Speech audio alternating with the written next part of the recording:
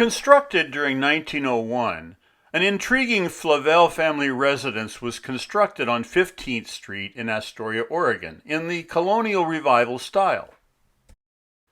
The 4,644 square foot mansion was inhabited by Sea Captain Flavel's daughter and unmarried grandchildren Harry Sherman and Mary Louise.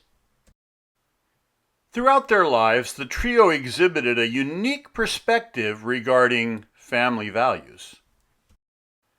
In 1947, Harry reportedly locked his mother inside a room that he was guarding with a hatchet. A water utility worker responded to her persistent screaming. Teenager Harry wounded the intruder, earning him the nickname Hatchet Harry. The incident colored debate regarding the status of his sanity. Both his mother and sister defended him at trial, emphasizing an overreaction by the utility worker.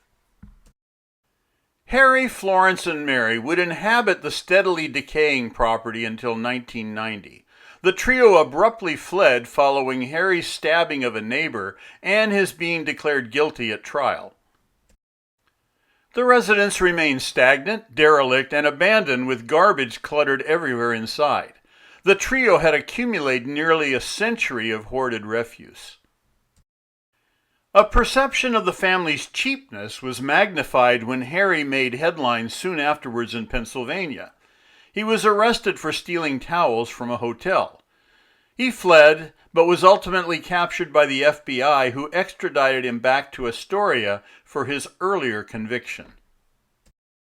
He simmered in jail for a year awaiting trial, was then released and returned to Massachusetts to await tragedy. During his absence, his mother had died at the University of Massachusetts Medical Center.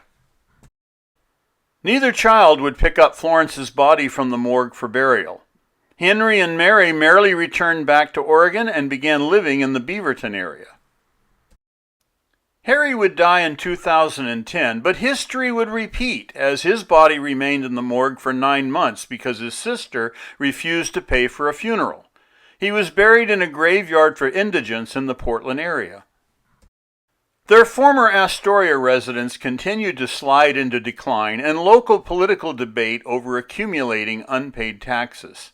Consistently, the Flavel trio had simply dodged their responsibility. Finally, a compromise was reached between Mary and the city of Astoria. The building was showcased and auctioned to the highest bidder in 2015. The winning bidder sagely noted that it might require the rest of his life to properly restore the property. His vision proved prophetic. He died in 2018 from multiple myeloma cancer, approximately 1 month before he had planned to actually move in. Mary Louise died on October 20, 2018 at the age of 93 in a nursing home, concluding a family legacy of curiosity, gossip, and dodging community responsibility. Reports of ghosts and haunting could simply have been prompted by the state of the mansion's decay. However, factoring in the family's tortured history, paranormal activity would seem normal.